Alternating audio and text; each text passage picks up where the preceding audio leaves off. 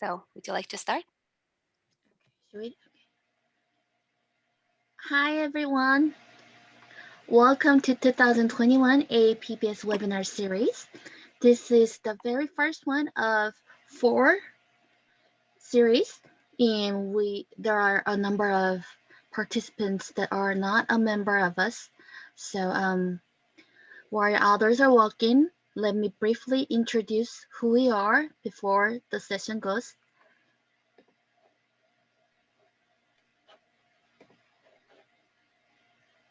All right.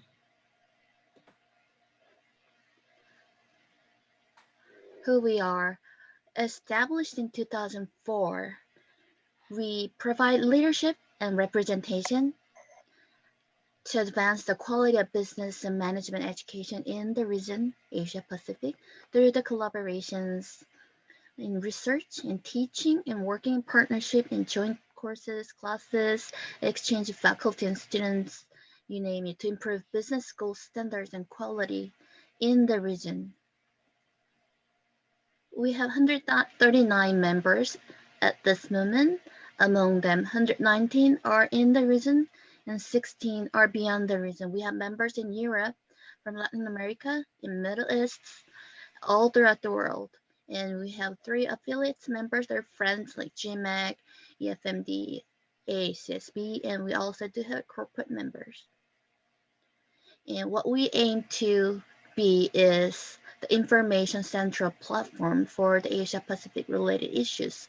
So if any schools or institution need the certain information of the school or research data of the region, we hope them to come to us and ask us the information. And if anybody wants the collaboration with other schools, come to us. And we became the connecting point and platform and data hub for them.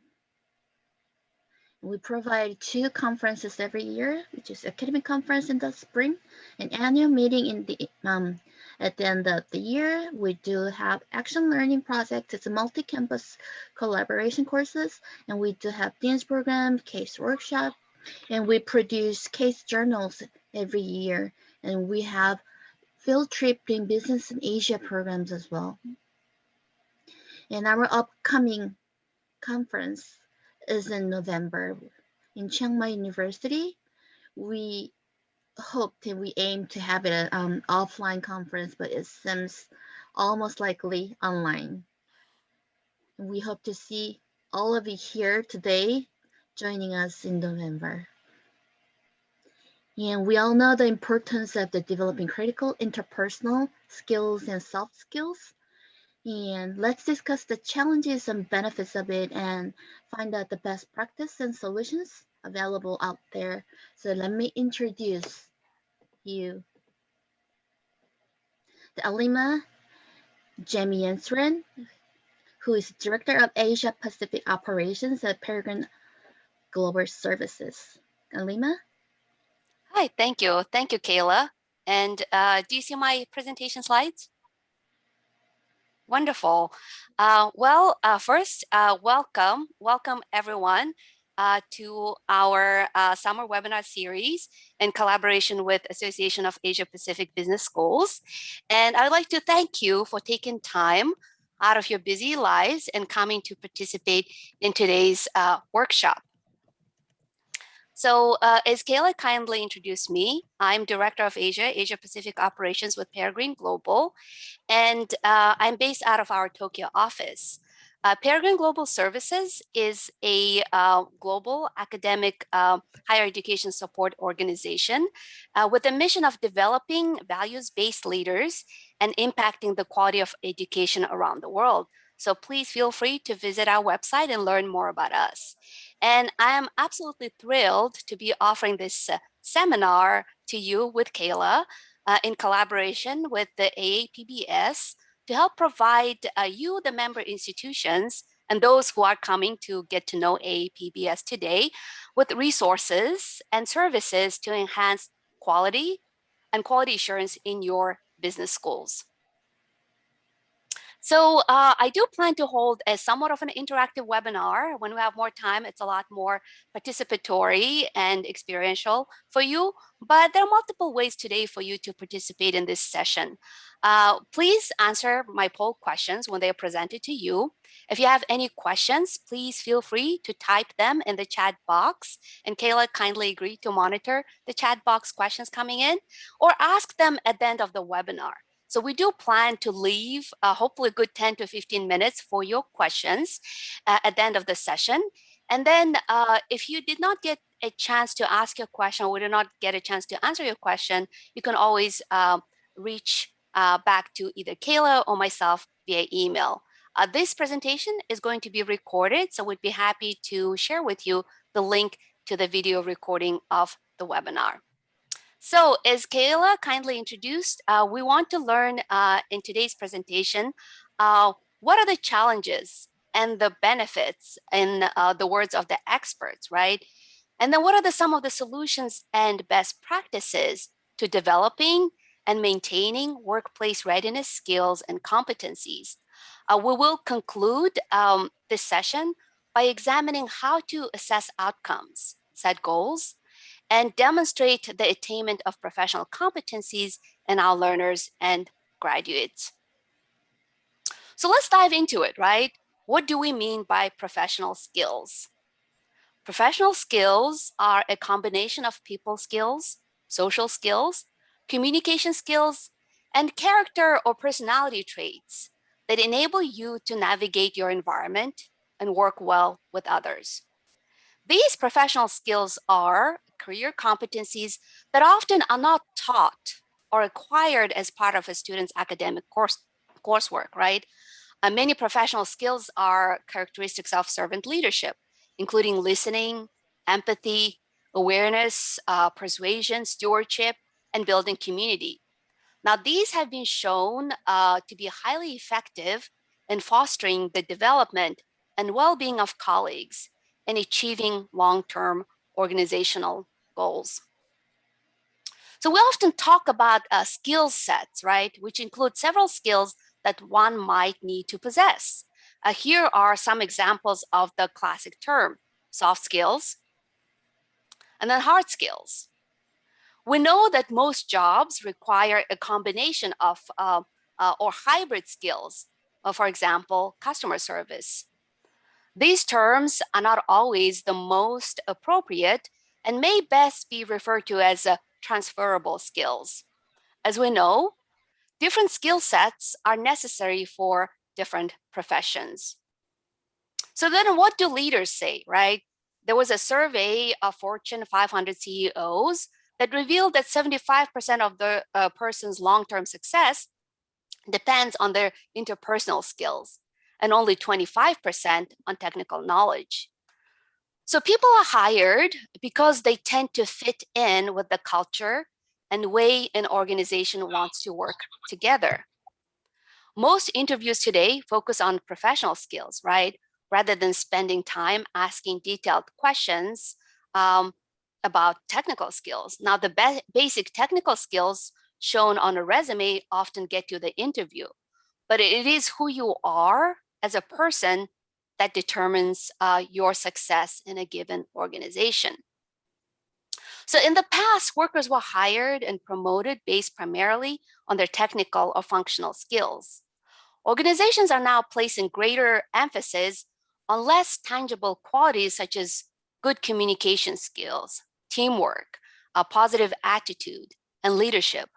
Research has also shown that interpersonal or professional skills are more accurate predictors of success than conventional intelligence levels and hard skill levels alone. Now, on this slide, we see the top skills employers are looking for in new graduates entering the workforce. This is a 2019 report from the Society for Human Resource Management out of the USA, in which human resource professionals indicated which skills were most often missing in new hires. And you probably would have guessed it just as well as the report, right? Problem solving, communication, critical thinking, innovation, and creativity, and the ability to deal with complexity and ambiguity. And especially we are coming out, some are coming out, some are on the way to come out of this global pandemic.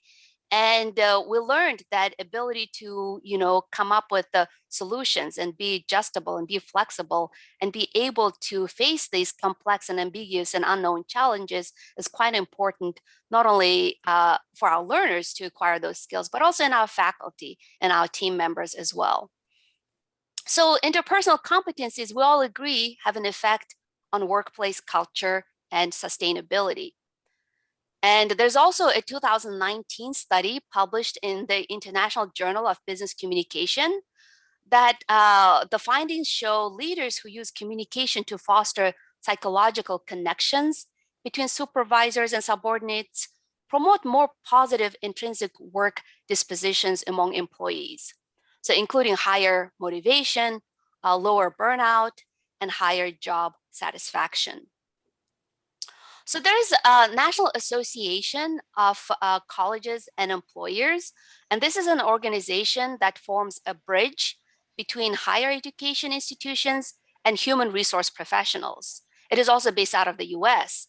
So through an interactive process involving both higher education and human resource recruiting staff at more than 600 employers, NACE has identified these 8 competencies that represent what career service professionals should be helping their students achieve and what employers are broadly looking for in their ideal candidates.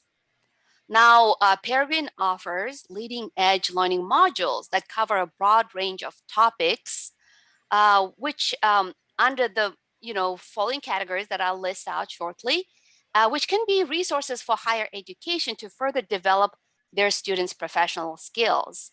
And we have developed these, leading edge learning modules to really align well with the NACE's 8 key career competencies as laid out before. And you can see it on the screen as they've been popping out: critical thinking, problem solving, communication in all its forms, teamwork and collaboration, information technology, application, not only the knowledge of it, leadership, professionalism and work ethic, which is global, career management, and global intercultural fluency. So here I'd like to launch my first poll question. So please, if you could kindly respond. So I'm launching it. And I would like to find out essentially, what is the purpose of you attending today's webinar, right? If you are someone who works with students or someone who puts together academic programs for professional development, please answer from your perspective. But I want to find out where you are in your current state. Do you need to develop career readiness programs for your students? Do you want to achieve professional development for your faculty or staff? Or maybe you just want to really hone and improve your learning outcomes as they relate to career readiness skills. And then if you are here to really improve your own sort of competencies as they relate to workplace readiness skills and competencies, that's the last choice. And I do want to capture as much of your responses as I would like to see. And so far, the numbers are tracking quite interestingly. A good third of you're here to learn more about how to determine, how to identify, or maybe how to improve and develop your learning outcomes for career readiness skills. And the next equally divided between the two comes the first and 2 responses, which is need to develop career readiness program for your students and need to develop professional development program for your staff or faculty. And then in the last place, which is absolutely perfect, is to come in looking forward to, meet accreditors, of course, requirements in terms of meeting professional competencies of graduates for job placement. So it's kind of nice even breakout of your responses. So I can share the results. You can see them for yourselves. So pretty evenly divided between these 4 different categories. So thank you. So then it gives me a better sense of where the focus is, and in this case, pretty evenly divided. So thank you for responding to my poll question. So here's a lighthearted cartoon. You can see. So there's, it looks like a potential employee appears to be talking to a hiring manager. And the person says, yes, I think I have good people skills. Now, what kind of idiot question is that? All right. So, but in all seriousness, there is some truth in the idea that a person's interpersonal competency and professional skills, of course, can be the determining factor in getting a job. But most importantly, they can certainly be the cause of losing one. All right. So let's get into the next section, right? We want to look at the importance of professional skills and building strong relationships that embrace diversity, promote collaboration, and help learners become more career ready to be successful and pursue innovation in a rapidly changing world. So the question is, how do we develop these skills and competencies? And how do we turn our graduates into valued employees? So let's discuss some of the top skills that employers look for in new hires and that have the greatest impact on workplace success. As we have been discussing already, communication, right? Critical thinking, leadership, and teamwork. You will find these professional skills listed in intended learning outcomes across institutions, but assessing student achievement can be difficult, right? Later in our presentation, we will discuss ways to quantify something so intangible. But for now, we will look at what each of these skills mean to young professionals. So communication, right? How well do you communicate? Employers value employees who can not only communicate their own ideas, but who listen empathetically to others. Communication has a subset of soft skills that include verbal and nonverbal communication. Now, does your nonverbal communication match what you're saying, right? Can you read others' nonverbal communication cues to ensure understanding? Now, listening is 50% of the communication process. When engaged in a conversation, many of us are so busy thinking of our response, right, that we're not truly listening to what's being said. Conveying to another person that you're truly listening to them can diffuse a tense situation and, more importantly, make them feel valued and understood and accepted, right? Now, the next aspect of communication is negotiation and persuasion.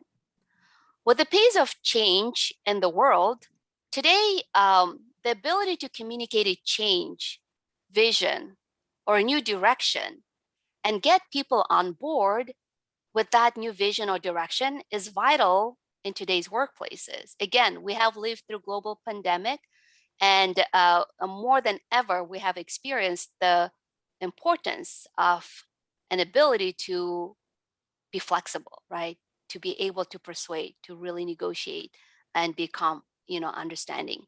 So approaching conversations with greater inquiry and advocacy can help a person find a win-win solution.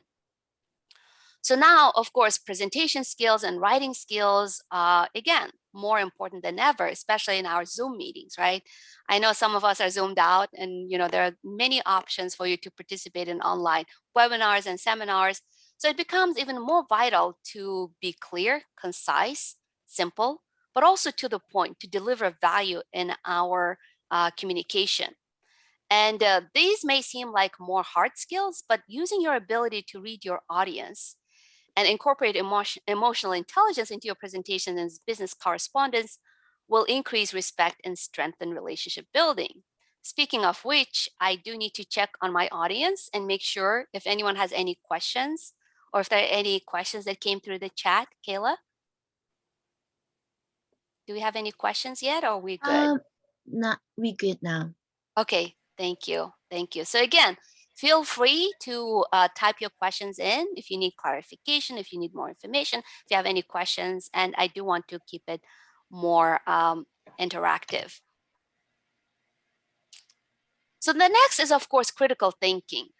No matter what the job, employers want candidates who can, no matter what the job, employers want the candidates who can analyze situations and make informed decisions, right?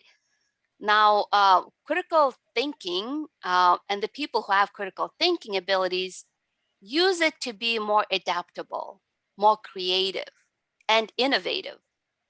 They approach problem solving in collaborative ways and use their willingness to learn to make the right decisions. Now, critical thinking involves systems thinking, right?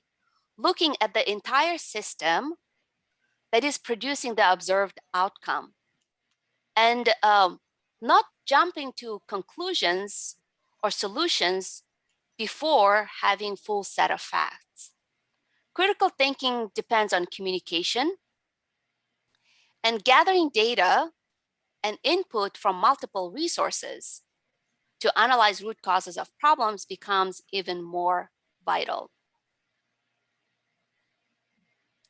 So when it concerns leadership, a lot of the times people think that leaders are only those who are higher up on the organizational charter and have the title of manager or supervisor or director. But leadership can be found in every position within an organization, and leadership can be found with every single learner that we are teaching, right? The ability to step up to the plate in a difficult situation, make sense of it for others, and to help to resolve a problem is a valued asset in today's working environment. I'm sure that we all have had a person in our personal or professional lives who we have seen as that go-to person, right? Who may or may not have held a formal title of a manager or director or CEO, what have you. But there are a whole host of soft skills that fall under the definition of leadership, and these people possess. So, great leaders show competence in conflict management and resolution, keeping a cool head during conflict and working with others toward a win win situation, being able to make thoughtful decisions in a timely manner, um, the ability to delegate and empower their subordinates, and providing clear and helpful feedback to others when needed, of course, inspiring others by communicating the vision, right? Helping them understand why whatever task someone is entrusted to complete is being performed and how it fits into the bigger picture. What is the purpose of that task in the scheme of um, the mission and vision of the organization, for example, right?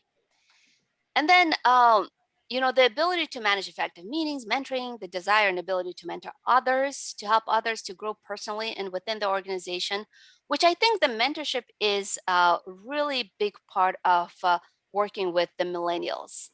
And being that guiding post, being that sounding board, and being that example or someone who can they come in and trust and help them to grow professionally. And that's what the millennial, I meant the Gen Z right nowadays, Gen X, they are really looking for fulfillment. And in order to have meaning and to have purpose, understanding of how their work contributes to the bigger uh, picture is quite helpful. And that is done through mentorship, right?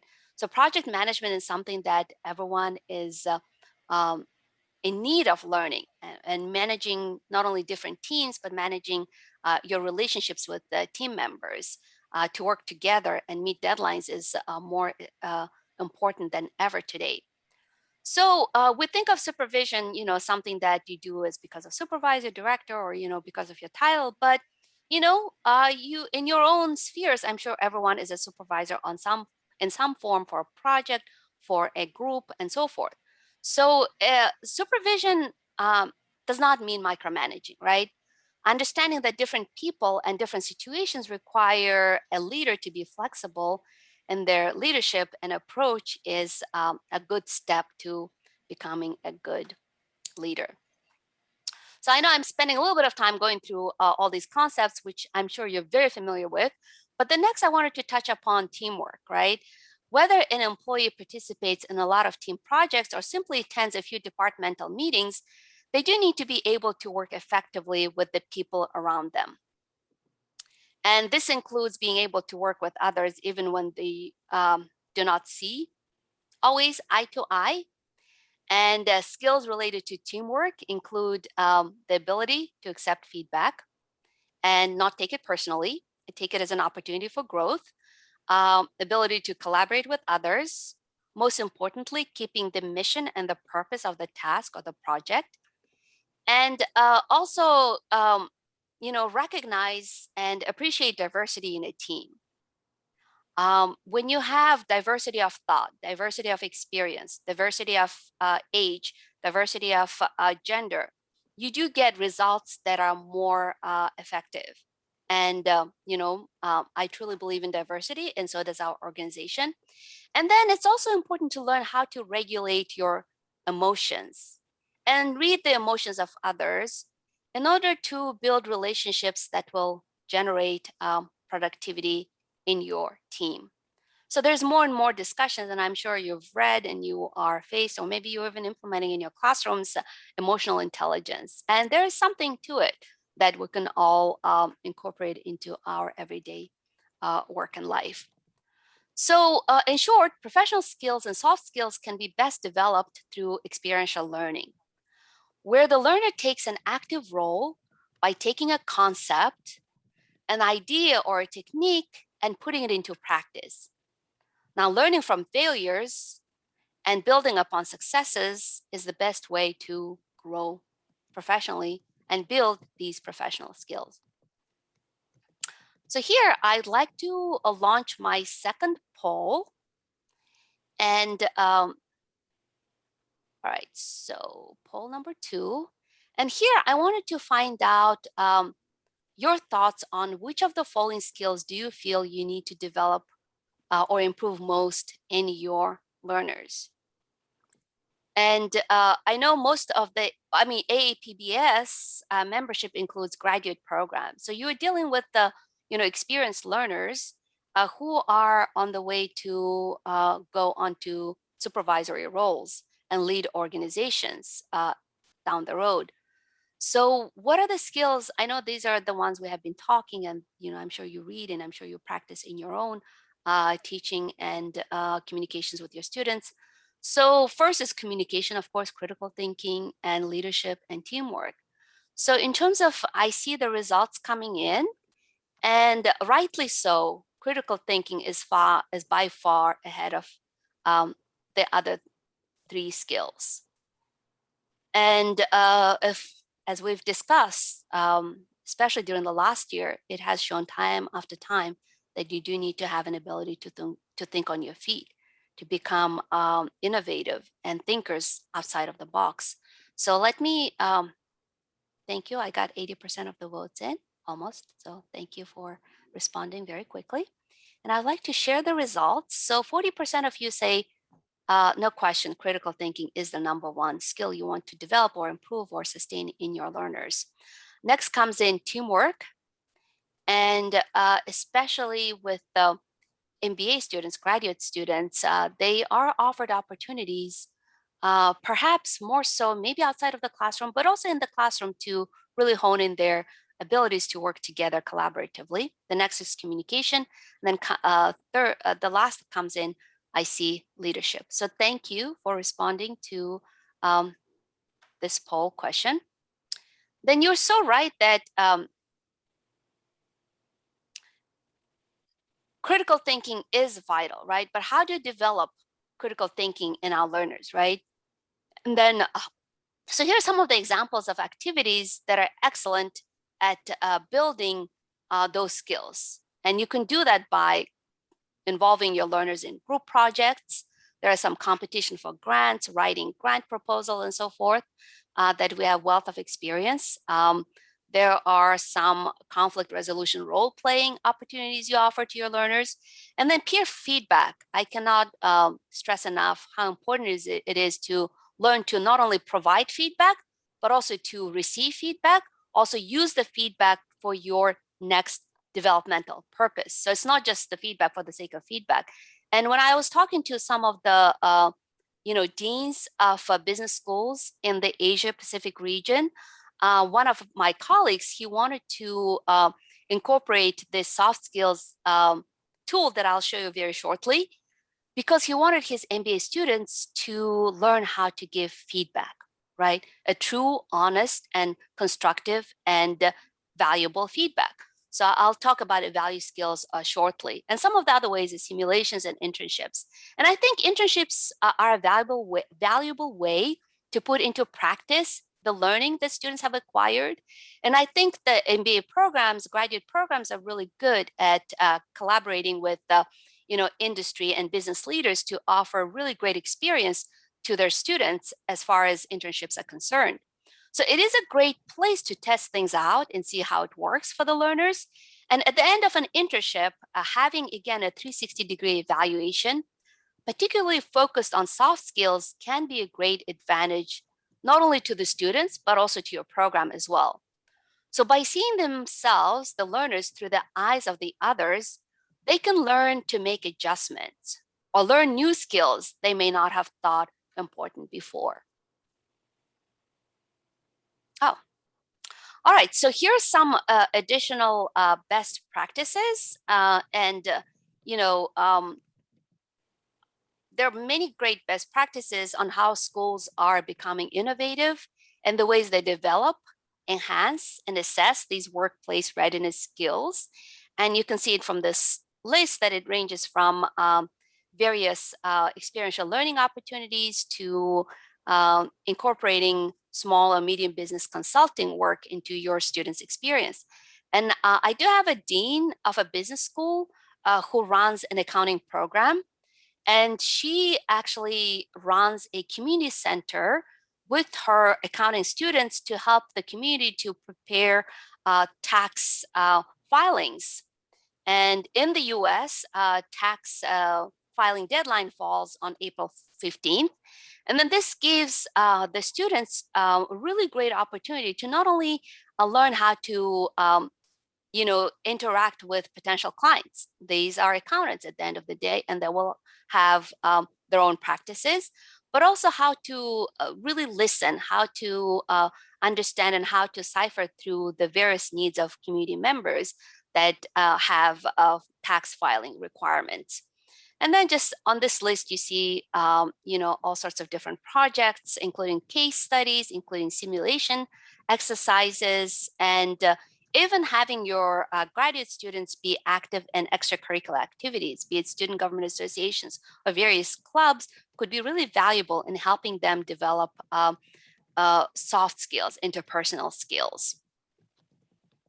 All right, so next, I wanted to share with you some of the solutions we offer that come in the form of leading edge learning online courses or modules offered by Peregrine Global Services. So we call them content that engages learners anytime and anywhere. So what is a leading edge learning, right? These are modules developed by Peregrine to provide support for developing competencies in the 8 different areas that align with the key workplace readiness competencies, as I mentioned earlier, by NACE.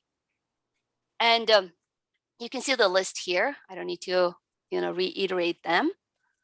But these modules do support the development of key workplace competencies, especially the knowledge part of it. The first set of modules that help you enhance and develop the professional skills and competencies of your learners cover workplace skills related to conflict management, right? Emotional intelligence, hiring, speaking, and business writing. If you have a leadership development program or a course or a center, the following modules could be a great resource to supplement them or to enrich them. So these modules cover leadership essentials, leading organizations, how to lead change, how to lead teams, and also how to lead leaders, right? And essential to leadership development is, of course, leadership communications. So what to expect in these modules? There will be a variety of tools used to make learning engaging and offers you to be self-paced in this learning. We fully understand that some days you have more time and then others less so, right? So when you want to take a course, if it's too constraining with regard to place and time, now online and self-paced modules in our case could be quite ideal. So you can navigate around the module, complete and return to sections, and you can use the module as a valuable resource for up to 2 years. So you sign up for the module and it's valid for you for the next 2 years. So you can come back and use it as a resource, right? Often when you're done with a typical online course, you don't have a continuous access to that course. And even if you wanted to refresh or to review, this will be still available to you.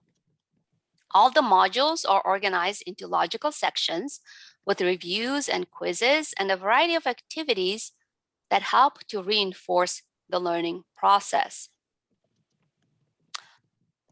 The modules come in a wide range of sizes and topics that enable you to choose those that are most suitable to meet your needs or needs of your learners.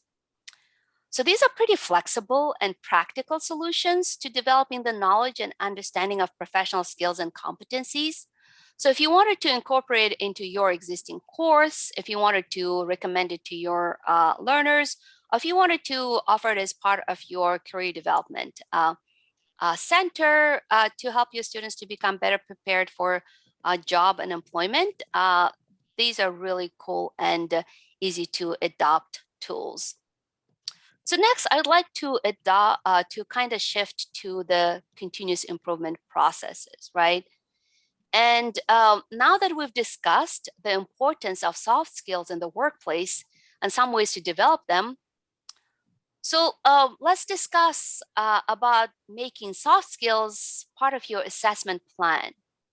And as part of an educational institutions, you're all striving for continuous improvement of your academic programs or the quality of your programs, right? And then it all comes down to being able to define and identify the learning outcomes. So we do need to concern ourselves with assessment because often institutions or programs will have intended learning outcomes relative to student behaviors and competencies. And Peregrine has a wealth of experience with helping you to hone in, to narrow down, or to create and identify learning outcomes that are most relevant to your particular vision and mission of the institution. So aside from technical knowledge and hard skills, academic programs, we know you often set goals for critical thinking, teamwork, or communication, rather than what the student will know upon graduation. So these learning outcomes focus on what type of person your graduating student will be. So we spoke about the NACE competencies, right? And many learning outcomes do reflect those key workplace readiness skills. Here we have an example of learning outcomes by degree level. So I have bachelor's, master's, and doctoral, and I know AAPBS schools, you have master's programs and some doctoral. So for these skills, such as critical thinking and communication, we have put a sample of what a learning outcomes map might look like at your institution, right? So for example, let's look at a communication, right? Which is for a master's program, let's get straight to a master's program. It goes into, being stated as demonstrate highly developed communication and collaboration skills needed by effective business professionals. And then for doctoral program, this gets into a higher level of Bloom's taxonomy, or just being the nature of doctoral programs involving scholarly work. It turns into present scholarly work via appropriate communication channels. So then how can students demonstrate mastery of these outcomes? And I'll be happy again to share the PDF file of this presentation slide so you can take a closer look at these other learning outcomes related to not only soft skills, but also some of the core business as in number 4. So to know whether students achieve the learning outcomes, the institution needs to set a target, right? We need to be able to measure performance in an objective way, to demonstrate achievement, or to set goals for improvement. This idea follows the plan first, do next, study, and then act is a Deming cycle of improvement. So plan the outcome and the target, right? Do the assessment, study the results, and identify any gaps or areas for improvement, and then act by making changes to the program to improve outcomes in the next round. So when you will have completed this cycle, this is called closing the loop for the quality assurance. So repeated cycles of assessment are used for your continuous improvement processes. So let's return to our communication example, right? This MBA program has a learning outcome. Students will demonstrate highly developed communication and collaboration skills needed by effective business professionals. Now that's a worthy outcome, but how can it be assessed? So here, a target is set that 80% of graduates will receive a score of 3.5 or better on a 360-degree evaluation of communication skills. So with this target as a starting place, the program can begin to measure their students' performance. Perhaps the target is too low. Students easily clear the bar. But perhaps assessment will show a need for further development to reach the target. So what professional skills matter most, right? The first step for you is to identify and articulate your learning outcomes related to professional skills. So some sample learning outcomes might include the following. Students will communicate clearly, effectively, informatively, and persuasively to diverse audiences. Or students will develop and promote in others an appreciation for individual diversity of thoughts and values. Now, with these types of learning outcomes, assessment is best achieved through external evaluation rather than relying on the student's perception of themselves. Those of you familiar with the Dunning-Kruger effect will know that people tend to overrate their ability in areas they know little about, right? It is only in learning this skill that they recognize how much room for improvement they have, is that they start having more realistic assessment of themselves. So assessing student performance is part of the assurance of learning process, right? But it is how we use the data that really matters. Students can use assessment results to highlight strengths and build professional development plans. Now, program administrators can use group results to see where their students are hitting the mark and what areas they can promote and develop in future cohorts. So let's see how we are doing on time. Okay, so I wanted to kind of give you a little glimpse into what's in our next webinar, and that is going to be on evaluate skills, which is a 360-degree based a soft skills assessment tool to assess students' soft skills using the evaluation of prospective peers, supervisors, advisors, mentors, or colleagues. So this would be ideal in an MBA program for students who are about to launch into internship programs, right? So you have a pre-assessment of their soft skills and then post-assessment.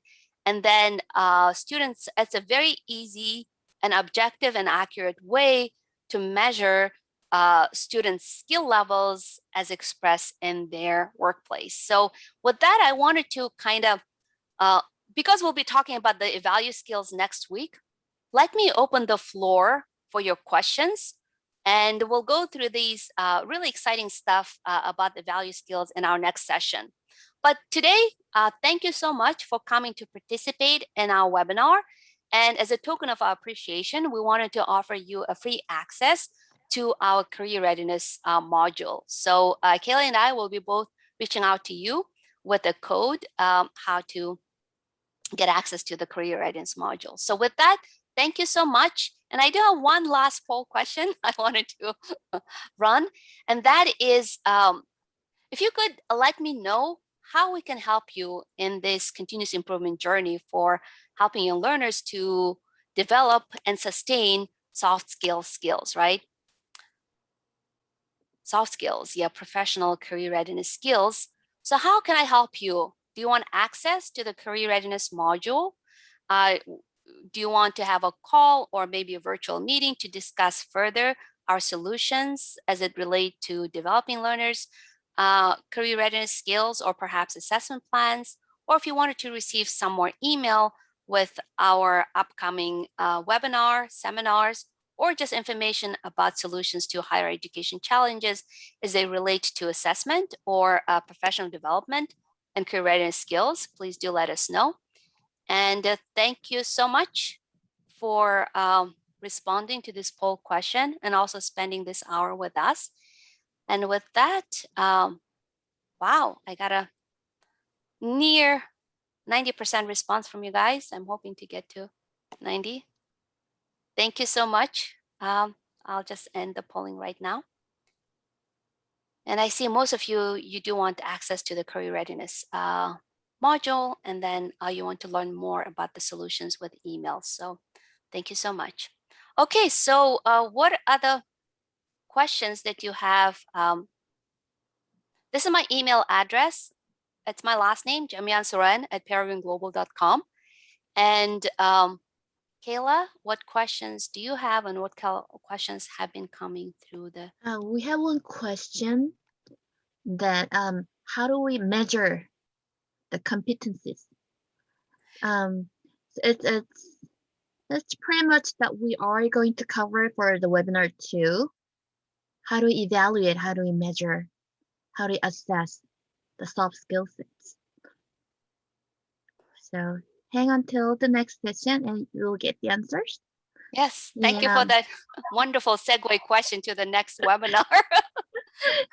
And those who want to get a hold of the slides, this webinar will be available on YouTube on your Peregrine site Yes. later of this event.